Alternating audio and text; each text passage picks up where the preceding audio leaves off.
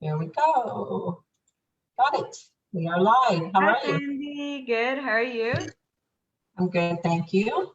So it would be, I think it'd be really funny, like if people could see the before, right? Before we go live, right? Where, trying to fix our hair and the glasses, all that kind of stuff. Trying to But prepare anyway,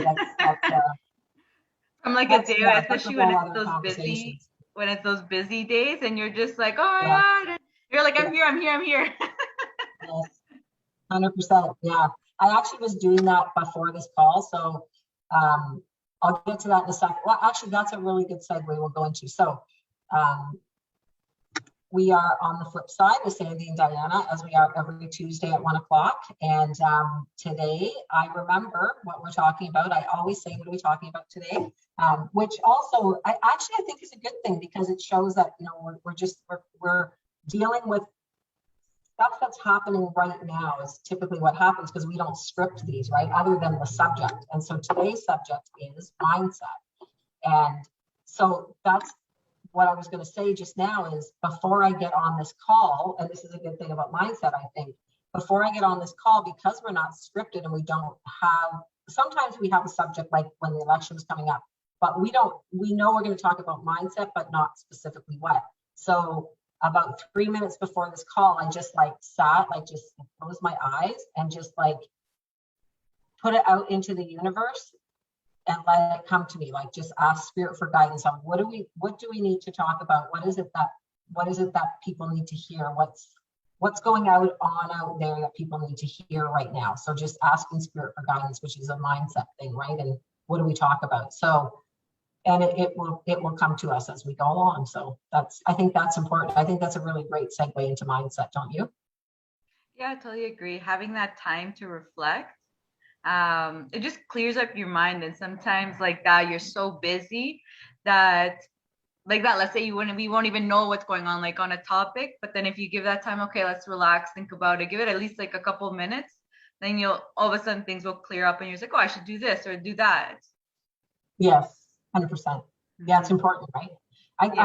I've heard it related as clear the calculator. Like when you're figuring something out. I do that on my phone all the time, because the phone, I Mhm. don't know, is weird as a calculator. I don't like it, and so you put numbers in and then they stay. They don't clear. And if you don't clear the calculator, you're not going to get the correct answer, Yeah, right? because You have to we're clear still the adding to calculator. what was already there. That's right. And so if you don't clear the calculator, so I think that's a good way to say it too. We got to clear the calculator and start right from the beginning, because if you don't do that, you can't come to the right conclusion. If you're buying an investment property, or you're buying a house for yourself, or deciding whether you're going to move, if you have all this old stuff cluttering your brain, how can you make a good, educated decision for yourself at that point if you haven't cleared everything out Mhm. before that? Yeah, especially like that. I feel like you really notice those effects is when you're really stressed, I feel like. Yeah. And you feel, at least this happens to me, like everything becomes a priority for some reason. And then it's like, as it comes into your mind, you're working on one thing. You're like, oh my God, I need to get this done. And then something comes in your mind, oh, but this is more important. I need to get that done. You do like halves of everything. And then it's just like you get nothing done, where it's like, okay, let Yeah. me just like Yeah. that, clear the calculator, just relax, try not to stress about everything. Or like We try to actually clear your just, yeah, mind to just prioritize basically. yes. I've got a solution for that. But so we actually just had a team meeting today, and that's one thing we were talking about, is every day, if you can't get the task completed, it needs to get moved to a day when you can complete it. Because if everything is an overdue task, then you're going to drop the ball, and then nothing is a priority, right?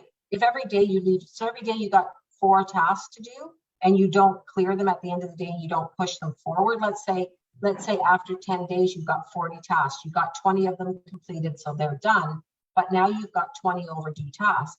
40 days later, you got 40 overdue tasks. If you're not pushing them off, like to a day when you actually can do it, at some point you start going through that task list, and you go in order, because you don't know any other way to do it. And then you realize, oh my goodness, this was supposed to be done 2 weeks ago, but because everything was a priority, nothing is a priority. So Um, I think that's it. That's a good way to do it. But the way I do that, actually, Diana, that works really well. My son taught me this is, when you're like you're saying, like you're working on something and you remember, oh my goodness, I have to do this.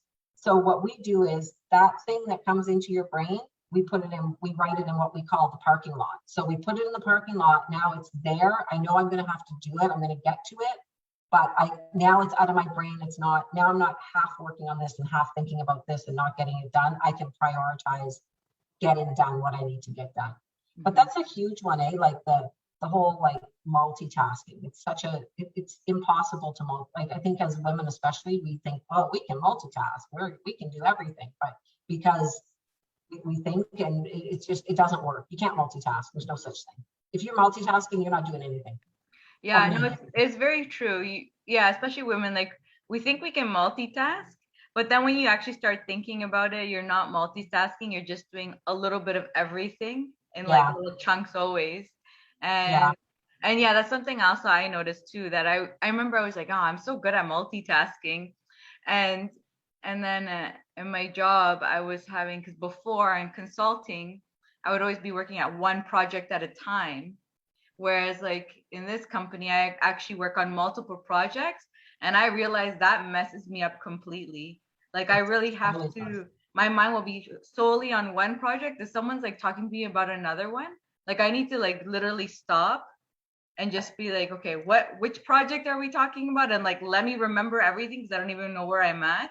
And then to focus on it, because that really made me realize I'm not very good at multitasking, and that I really like how focused I actually get on things, and especially, and like that it just works. You realize it works better. Like I actually I didn't know you do that, the parking lot. I also do the, like, I don't know if you do the same thing, but we have the money sheet and the parking lot items.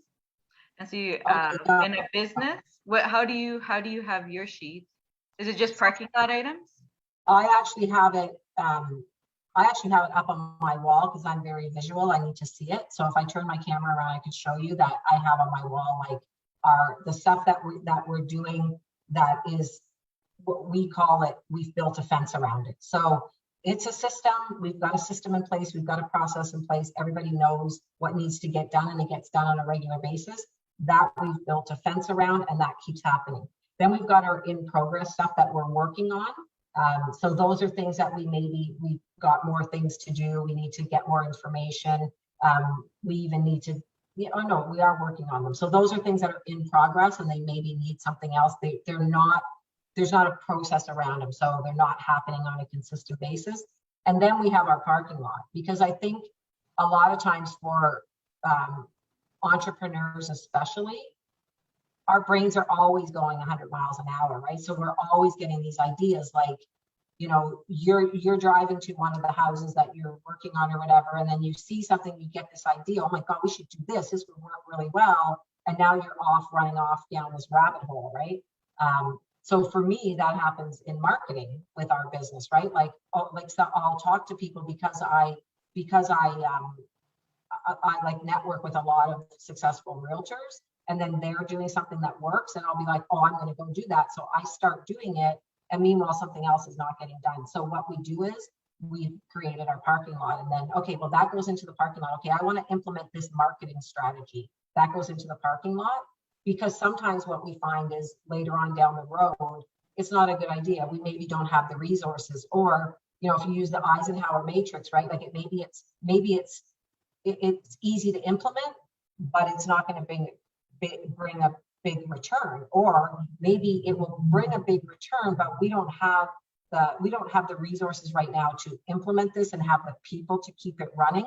So it doesn't make any sense to do it. So that's what we or like prioritize those ideas. Yeah, those ideas that are like, it's the same in a meeting. You're in a meeting and you're talking, and then somebody else brings up something, and now you're over here talking about this, and this didn't get dealt with. So okay, let's put that in the parking lot. We write that down. We'll get to that at the end of the meeting if there's time allows. If not, it'll go over to the next meeting. And a lot of times what happens is it just drops off the radar because it really wasn't that important. But at least you get the things done that you were supposed to address.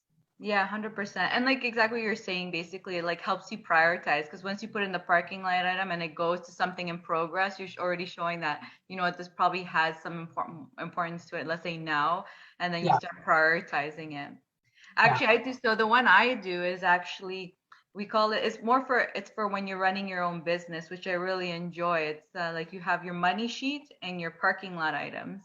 And so basically you divide what makes you money and everything else basically. And so what makes you money, you have to get those things done today. Like you get them done. Okay. And they're obviously tasks that are small tasks, right? Things that get done today. So usually your big goals are obviously brought down to small little tasks, and you make Yeah. your task like a 1 day task. And like, how is this, whatever this, the money sheet thing is like what's going to bring you forward today to make you money. So for example, like let's say speaking to a lead, or finding money or something, like something that's going to bring you towards like finding a deal or something like that, right? Like you just put like so that's your money sheet. So it's like that is your priority.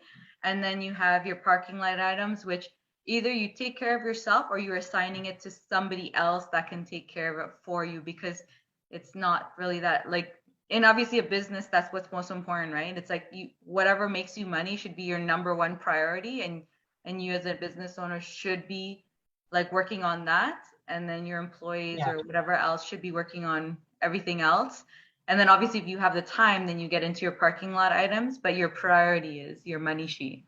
Okay. That makes sense to me. So yeah. So then you're doing your rainmaker activities that are bringing you the highest value, and the low dollar productive activities. Because if you're an investor or you're an entrepreneur and you want to, if you're worth, you figure out your worth. If you're worth $100 per hour, for instance, if you're going as a realtor, like you're going to get the keys cut, then guess what? Would you ever pay somebody $100 an hour to go get keys cut? If you wouldn't, then you shouldn't be doing that activity. So it goes for any entrepreneur, right? You shouldn't be doing, you gotta like document the way when I coach members, that's how I coach them. Document, document everything you do for the next 5 days. Write it down in 15-minute increments. I did this, I did this, I did this, and then figure out what are your low dollar productive activities. These things got to get done. Like the lockbox has got to get on the house, the keys got to get cut, the feature sheet's got to get dropped off. But you're not the one who should be doing it. Could you pay somebody less money to do that? And if you can, then you hire somebody, get them to do that. And you delegate and elevate, and then you keep doing the higher dollar productive activities. And that's when that's when you're building a business as opposed to having a job. Otherwise you have a job, not a business. Yeah, exactly. And yeah, and it really starts making you actually understand and like that prioritize, because then my mind shifted a lot. Because for example, like when things like, oh, I have to have a website, my website needs to look nice, like I don't care about my website anymore. Yeah. Yeah. It's like, I remember before I was like, is it gonna make me money? No, it's because people are buying me, not my website. And it's like if it's Yeah. because I remember at one point, 'cause I had someone that did like I mean, I still have it. I haven't one person that does like my posts for my social medias, but Yeah. the person before that, she had like so many more capabilities. Like she could do websites, she could do a lot of things. And so I remember one of the things on her to-do list was to fix up and make my website look really nice. But she never had the time, because I guess I took all the hours with like a lot of other little things like events and all this other stuff. But it was just funny, like it started showing me how something that initially I realized, let's say making my website, was me wasting my time not running my business, and probably me being shy or nervous about going out publicly, meeting people, like some Right. very introverted person. Yeah. um, so at the beginning, like, you make excuses like, oh, I don't have a business card, but like, let's say like, oh, I need to make a business card. Actually, like I designed one before, but I don't have any business cards. I was like, it's okay. It's like Yeah. now I don't care, because it's like you start understanding what the real important things are when you're running a business. Yes. Yeah, so that's what I was saying like earlier, like the parking lot. So if you think that I need this website, add it to your parking lot, because you may, right now it seems really important, and you run off and start doing that, and then you may realize it isn't that important. So that's, yeah. So Neil is watching, and he's asked, I'm not understanding this question. Would it be okay for me to join the Facebook Live chat? I am Neil.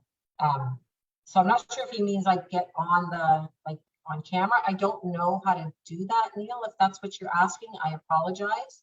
But you Or can ask a question in the chat and we can deal with it.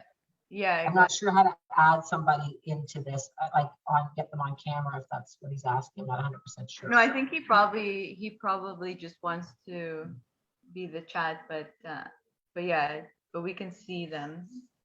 Yeah, so Although, I did are reply you to. seeing it on? I do you see it on Zoom or you're seeing it on Facebook? Because I need to actually look at Facebook. I noticed I don't see them at least on I Zoom. see, I have two monitors, so I've got the Facebook one over here on this monitor and the Zoom one here on this monitor. So I can see you, but I can see like the chat, the Facebook chat Oh, over here. So you need two monitors to do that, or open okay. up Facebook on your phone or something. Yeah, Um, no, I do have Facebook. I okay, wasn't sure if you were seeing it from Zoom or not, or if it was okay, like no, I don't. We don't separately. see it on Zoom. So Yeah. um, the one thing I did want to talk to, and I think we've even touched on this already, is basically cause and effect, right? So it's wherever you are right now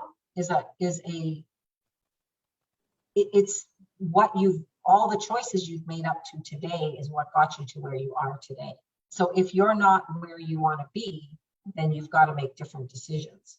And if you want to be a real estate investor, if that's what you want to do, you want to get into this, you've got to take some steps and you've got to do something, because otherwise you're just going to keep, a year from now, you're still going to be saying, I'm doing my research, I'm doing my research. And you have to do your research, you have to do your due diligence, but you have to take action of some sort. So what is that action? So everything that you've decided up to today is why you are where you are today. So Mm-hmm. if you're not where you want to be, you got to do something different. Yeah, 100%. And also, I feel like that, at least for me, I felt like the money sheet helped me a lot because it really helped me identify what's gonna make me money. Like that, like, is my website gonna make me money? Like, let's say, will my website make me money today? No. But if I speak to someone today about, let's say, a specific deal, that could make me like put me towards like getting money, or even it could happen today, or someone like borrowing money or whatever it is, right? And it's just and and then like that, and you just make them really, really small steps, right? And normally I feel like the beginning is just getting to know people. I talk to a person and just figuring out, okay, talk to as many people as you can, and then you start figuring out what your next step will be, I feel like. Yeah, yeah, and you basically said what I was saying. You took action. I want to be an investor. What do I do? You have to take some sort of action, and you can't learn tomorrow's lessons today. You got to learn today's lessons today. So just go as far as you can see. And once you get there, you'll be able to figure more things out, right? And as you look back, then you can connect the dots looking backwards, but you can't do that going forward. So you don't know, you'll never know, I have to do this, this, and that will get me here. You have to say, where do I want to go? That's my goal. Okay, what's my next step? And you said it. Okay, I just got to start talking to investors and see what they're doing.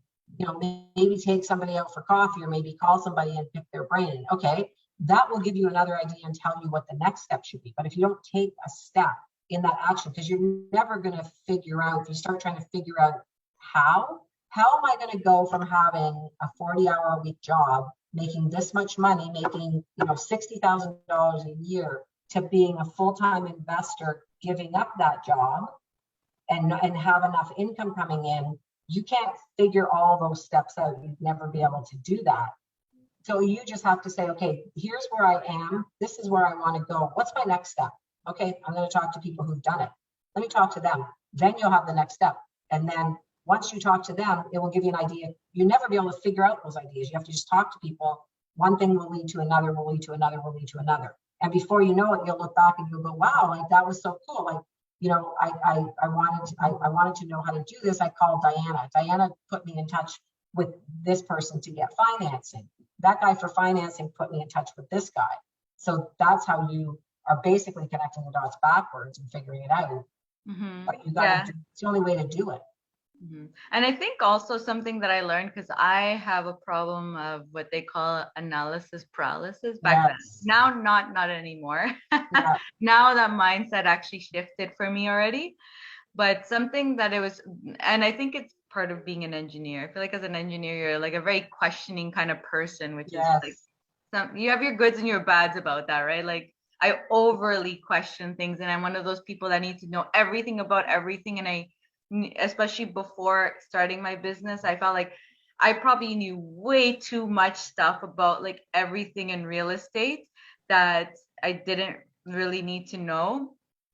But what happened for me is I remember one time that, or something, I guess, advice for people who, let's say, go through my problems where you go through analysis process, you're kind of scared to make the steps, is like, for example, if you want to make an offer on a house, and let's say you're doing it privately or something, or as in you're not having, let's say, a realtor. I feel like this is just a good example. When you're scared, like, is this a good deal?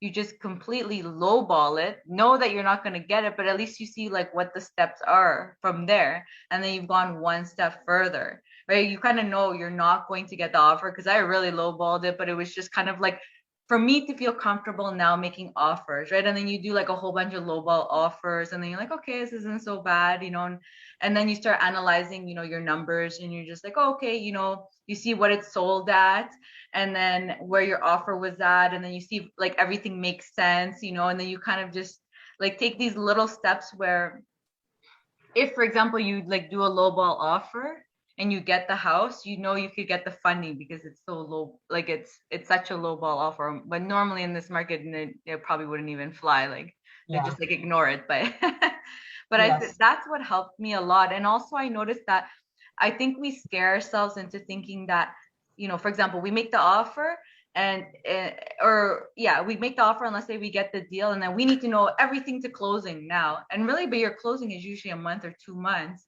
of closing. That gives you a lot of time to figure out what are all the steps that are involved before you get to that point. And that was another thing that I learned, that I was always scared of the next step, because in theory I knew, but I was just like, okay, I do know it in theory that this is it, but what if I've missed a small step or something that I don't remember? And then I just realized that as long as you got a good fundamental to understanding like how investing works, I feel like you actually just learn on the fly. And even like other things I've noticed, for example, I always thought closings happen on the day, that you close. I've had closings that take 2 months to finally close, because I mean, that one is an apartment. So I think buildings are a little bit of a different story, because there's so much checking on whatever. So it delayed our closing 2 months. But even other houses, I've had houses that my closings had taken like 2 weeks to close, just because there's like little things here and there. And then it made me realize, for example, contracts are so flexible and really, I don't know, it's just Yeah. things are so flexible, and like, I don't know, that Well, removing that thought of at least thinking that everything has to happen immediately, and it's like you don't have time to learn, so you need to do it beforehand, doesn't really exist. You do have yeah. time to do your next steps and investigate the next steps. And it's not like you need an immediate answer in 2 seconds. Because I Yeah. feel like that's some of the fears that a lot of people also have, or at least those were my fears that I had. I was like, oh my God, but I don't know the next step, and I'm not prepared. And for some reason, I had the feeling like it has to be done now. I need to know the answer now. As soon as this Yeah. step's done, I need to know now. And it really wasn't that way. Yeah. I think that's where a good realtor comes into place, because they can walk you through those steps, right, and what comes next. But um, yeah, you brought up a lot of good points there, and I think one of them was that, like, not trying to figure out everything that's got to get done. Just do the next one, and everything else will come up. But if you're aligned with a good realtor, they'll keep you on track with what those steps are and what needs to get done next. What's the Yeah. most important thing to get done next? That's all you got to worry about, because realistically, things happen really quickly in this business, right? Like, people, Do they? the Not time on like my side, I people guess. decide that they're going to buy a house or sell a house, it tends to happen rather quickly. Like, a lot of people will say, "Oh my goodness, this happened so fast," but that's really because you're here. You've made a decision to get here. Now you've taken a step. You're looking at houses, or excuse me, or you've reached out to somebody, right? You start looking for houses, you reach out to somebody, that's action. Now you've taken an action. Then everything starts to become clear from there. As you do things start to fall into place, and everything ends up working out in the end. Hmm. Yeah. Um, Something else you said, it'll come to me, because there was something else you said that I thought was really important. But one was, I guess, like, lowballing all the offers, which from a realtor point of view is like, ooh, but anyway, I get it. I get it. You're not going to learn this stuff until you do it. So Yeah, and it's also I like, was talking about if you do it on your own. I mean, if you yes, have a real, it's always the first investment property, or even the first property you buy that you move into, is it's very scary. It's unknown. It's very scary for people. So you got to do it, and then it becomes easier, and then you start to realize these things, and that it's you just need to know certain things. Are things going to go wrong? Sure, they're going to go wrong. Sometimes things are going to happen, and you're going to have unexpected costs. That's okay. It all works out in the end. At some point, it works out. yeah.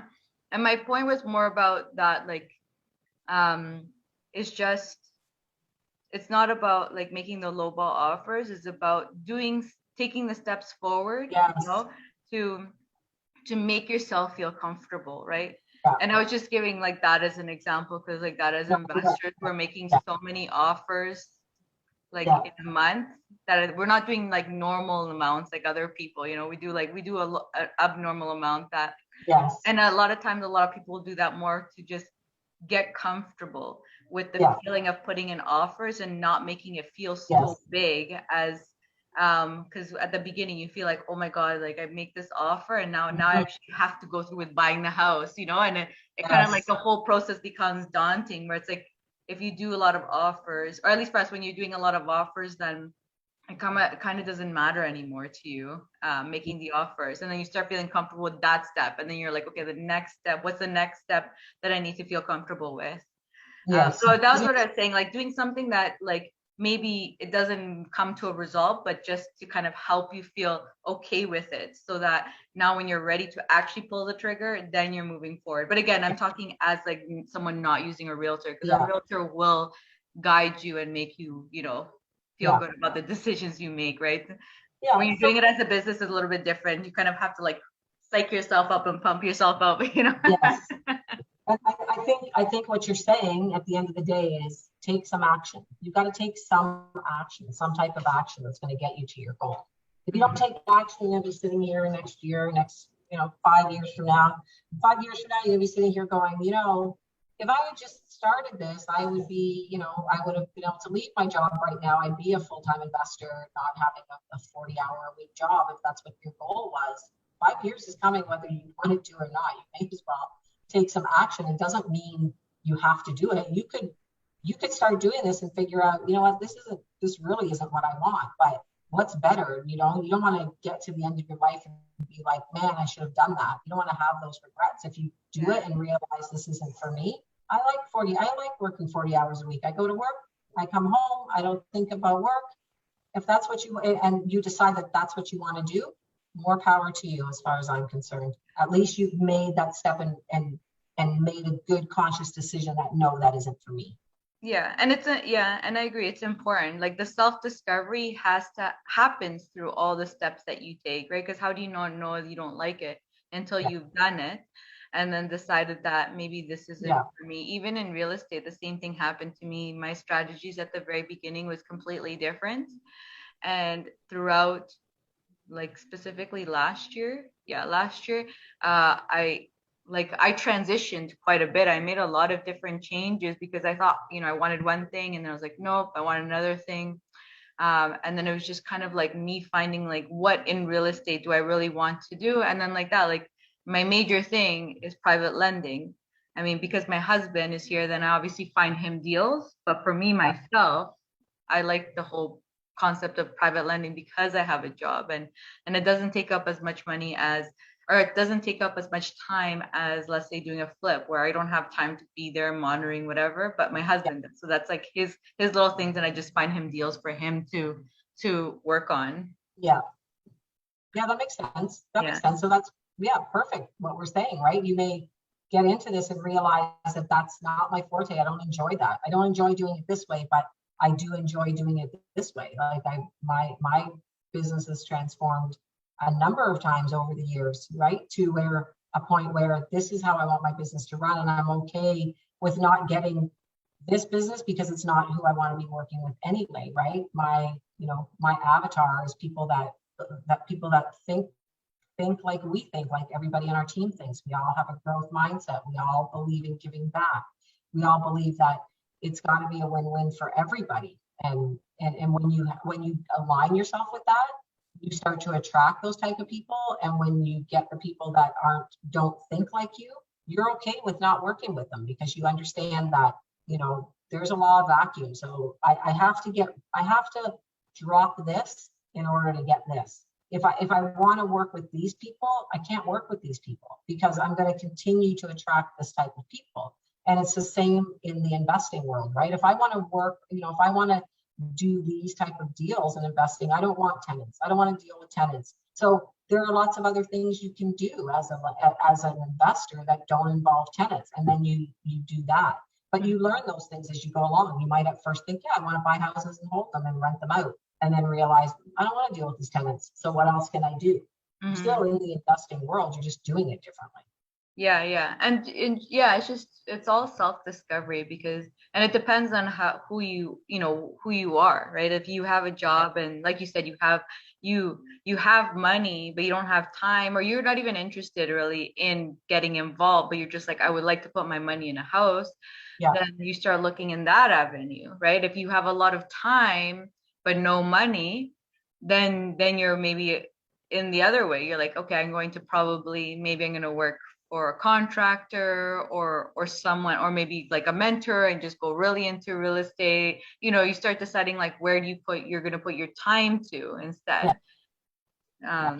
And I mean, you can only do that and without like discovering who you are, right? Because until you do and you evolve, at least as an investor, and like actually in anything you do, you're always evolving, right? Because my views on what I was doing before, you're pivoting obviously with the economy. I mean, economy Yes. changes and you start pivoting also, but you Yeah, also start pivoting depending on just so many circumstances in your life, right? Like maybe you're like that, you had a lot of time before and you start doing a lot of things that you don't need money, but you need a lot of time. But then now you start getting money and then you're like, you know what, I want to like not be like so active and start being a little less active. And then you start shifting your strategies to match, what you want to do in that time.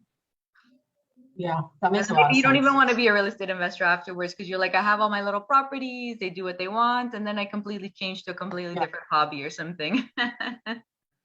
Yeah, because life changes, right? I mean, if you start out doing this young and maybe you get married and have kids, you don't have as much time to invest the same time to invest that you used to have to invest. So you might want to do things a little bit differently. So I think that's a great point about the whole shifting and, evolving and pivoting, just like you said, right? We got to pivot, especially, who saw any of this coming, what's going on now. So you have to pivot. Every business has to pivot. Like you look at some of these major companies that have gone out of business, Sears, Eaton's, like all these companies. I mean, they were like mainstays in this country, right? They were massive businesses. Why did they go out of business? Like, I think this kind of goes back to cause and effect. They did something that caused them to go out of business. They didn't go out of business because the economy tanked. They didn't go out of business because, Walmart came in. They didn't go out of business because the government, we had an election. And I think that's what happens to us a lot of times is we say these things like, the government did this and they came up with this new rule, or this happened, my spouse is always bothering me that I'm not home. It's not, it's there's a cause. Like you've got to look at things differently. How can I make this work? How can I work within these parameters? How can I pivot and change my business so it still works? The real estate industry has changed drastically since I got into real estate, and drastically again in the last 2 years. It's like changed completely. We had, lawyers always said, no, you can't sign documents electronically. Well, that's a norm today, right? Mm-hmm. You can't. There's so many things where 2 years ago people were like, no, you just can't do that. I mean, who thought? Like the video zooms, I think, are shocking to me. Yeah, exactly. How many times are we meeting on Zoom a day with different people? Like, oh no, you can't do that. We got to meet in person. A doctor, you go to your doctor now on video. 2 years ago, the doctor would have been like, no, you can't do that. Or the lawyers. The lawyers are also video. You can sign all your documents and do the video with them too. Yeah. That one I was So, just like, wow. so 2 years ago, people said you just can't do that. And now all of a sudden there's so many things that we can do, right?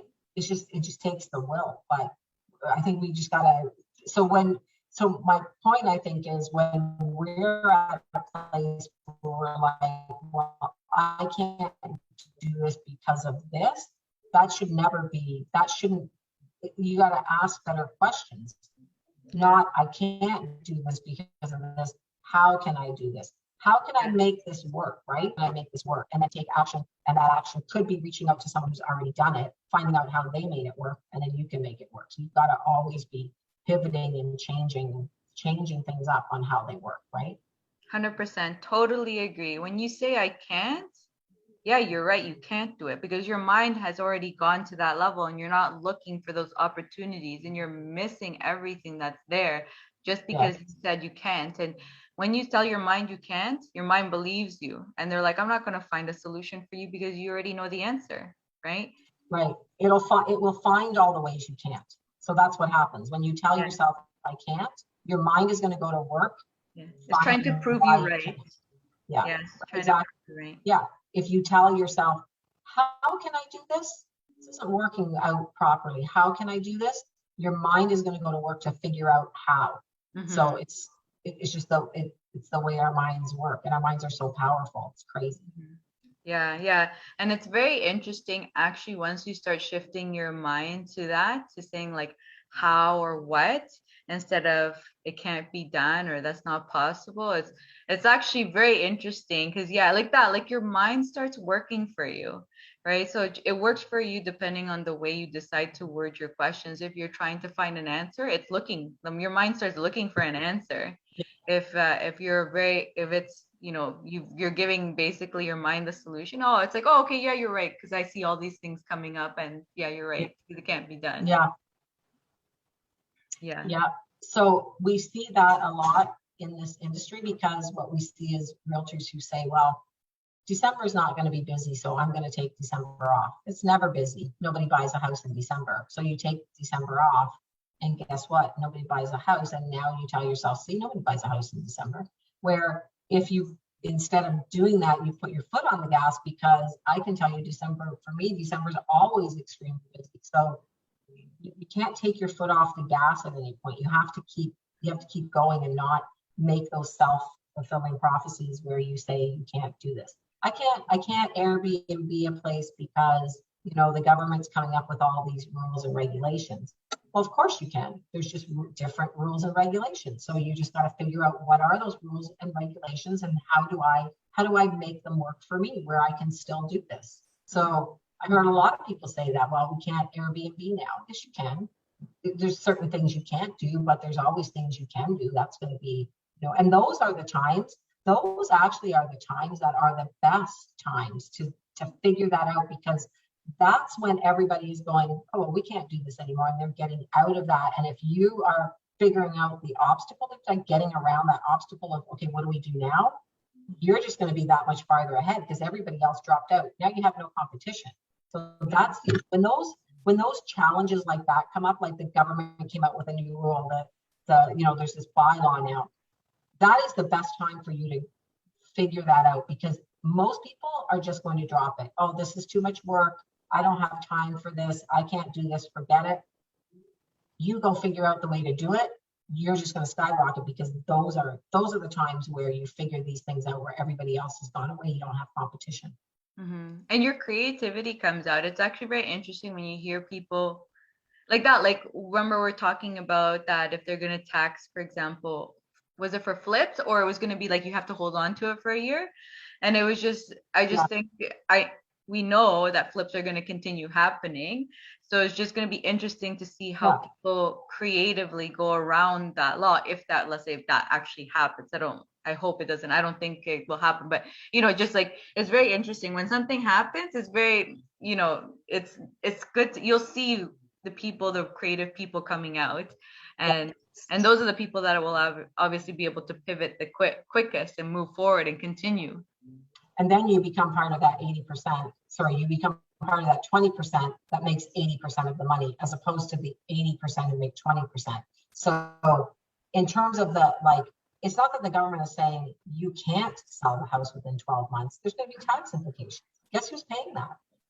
Buyers paying that. They're not, the government's not doing anybody any favors by implementing something like that, because that cost is going to get passed on to the buyer. It's going to be a cost of doing business. And now the houses are worth more money. So when people say things like, it's realtors' fault that the prices go up, well, think about that. Like, if you're going to implement if you're going to implement something that is going to drive up the cost of people doing this, that cost is being passed on to the end user, and that's going to drive up the price. That's just the way it goes. Because let's face it, if there was no demand for houses that were renovated, there would be no money and people wouldn't do it. People are doing it because there's a demand for it. As a realtor, we see that all the time. What do people want? They want either the house that it needs a complete gut job or a complete reno, or they want the house that's completely finished. I'm going to turn the key, I'm going to sweep the floors, put my furniture in, Bob's your uncle, I'm going to live here. That's what they want. If they didn't want that, guess what? There'd be no industry for flippers. So that's what I don't understand, why they try to curb these things. There's a demand for it. People want good houses. They work, the husband works, the wife works, they have kids that got to go to school. They don't have time to be renovating the house. So they'll happily pay for a house that's already renovated. So what is the problem with that? It doesn't make any sense to me. Why are you trying to curb that? You're trying to curb it because the government's not getting a piece of the pie? That's what they're doing, so they can get more of a piece of the pie. But the investor's not bearing that cost. The buyer's bearing that cost. Yeah. And like that, I mean, it's just their way of doing band-aids, right? Because like you said, I don't know. I don't feel like that something like that would happen, because also the kind of country we are, right? We like, one, real estate like is a main thing in Canada, is very important to Canada. But it's also, like you said, like people either want to live in a house that's already done. And it's very true. Yeah, people don't want to, especially nowadays, people don't want to do the work anymore. So they're willing to pay, like, if you can make my house look nice, please get it done for me. Like I don't want to do it. I don't have the time. I want to enjoy my life. I have a job, whatever, family, whatever it is. There's always something else that's more important. And so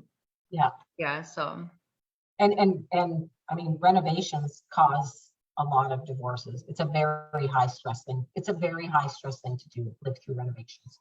Especially when you have kids, it's really hard, because it always costs you more money and it always takes more time. It's just very stressful. So people don't want to go through that. So I mean, there's a natural, supply and demand. If there's a demand for it, there's a supply, and if there's not, then it will dry up, and that's why people are doing what they're doing. But people need housing. People need to live somewhere. So it's kind of surprising to me that they want to kind of quash that, because I think it's a mistake. We need more housing. And everything else will take care of itself. If there's not enough housing, it's like this phone. Why is this phone worth $1,200? The phone is worth $1,200. Why? Because people are buying it.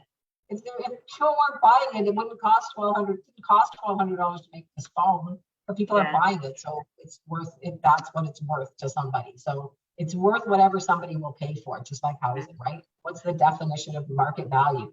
The definition of market value is what a willing buyer will pay a willing seller with neither being under duress. That's the definition of market value. So a house is worth what somebody will pay for it. Yeah, and that's the people. Because it is funny. People like to place blame on others. Oh, it's the government's fault, or it's the realtor's fault, it's this fault, that fault, that fault. And it's like, if that were really an issue, that's not the issue, right? It's just making an excuse for yourself, and that's another bad thing. Like, you don't want to make excuses. That's where cause and effect comes in, right? Take responsibility for every single thing that's happened to you. Take responsibility for where you are, and then you can make changes. But realistically, Diana, like if you guys reno a house and you put it for sale and you lose money, you would stop doing that business. You're making money, which says there's a market for what you have to offer. So that's where I'm saying there's a market for it, and that's why people are doing it. If there was no market for it, people wouldn't do it. has to be money in it. So it is really just taking responsibility for everything where you are and figure out what's the next step that I need to take to get me where I want to go, and not get so caught up in how I'm going to get there, or is this even what I want to do? This is what I want to do now. This is what I want to do now. I'll go take some steps, and maybe as I get halfway there, I realize it's not what I want to do. But then you have no regrets at the end of the day. And to be honest, I feel like that's 100% of the time. Like you will always, the very first thing you do will never be the thing that you actually want to do, Oh, but it goodness, takes no. you to the next step forward. Yeah. Because like that, like especially a lot of us are very controlled by our paychecks, right? And we have to pay our bills, so we need to make money. So we're, a lot of people are tired and don't have the time to think past that. And then when you do have the time to think past that is when you're learning yourself, right? And because you're trying to figure out, I think I'm interested in this, and you start doing it and you're like, yeah, no, that wasn't what I was interested in actually. I thought that's what I wanted to do, but that's if you read, if like Rich Dad Poor Dad, right? What is in Rich Dad Poor Dad? What does he say? The Rich Dad says, earn to learn. So get a job where you're learning. Don't focus on the money. Get a job where you're learning something, so you can take that. Maybe you stay at that job, maybe you don't, but learn as much as you can, and then you'll realize this isn't what I want to do. So it's absolutely a process, and just take the next step. And So to be honest, I feel like you learn a lot more that way because I don't know why. Actually, I've always had that mentality even before I read Rich Dad Poor Dad, and I feel like you even work better at work. Because for example, for me, I remember when I transitioned to this job, like that, like money has, like I've never had this problem where, for example, I'm scared to lose my job, or like money like matters to me. To me, it was what was most important is I'm doing what I enjoy. yeah, And I saw that a lot because I remember, for example, for me, when I went to the interview, they're just like, oh, you may have to do support. And I'm like, no, I'm definitely not doing support. I'm like being hired for something more important. And my answer to them was, if I haven't trained my team properly to do their job as support people, I need to change the way I train them. I'm not going to do the work for them because it's not what my job is. And then I remember him being like, "Oh, okay." And then same thing. And then so I was thinking like I need to create documentation so that they have instructions, this and that. And I look in the company, there's some areas in the company where people will not create documentation because they're scared to lose their jobs. And to me, I'm the kind of person where I like if I build you an amazing system that does what you need to do and you don't need me anymore, that means I've done a successful job because I right. did I see what you're saying. exactly what you want. Yeah.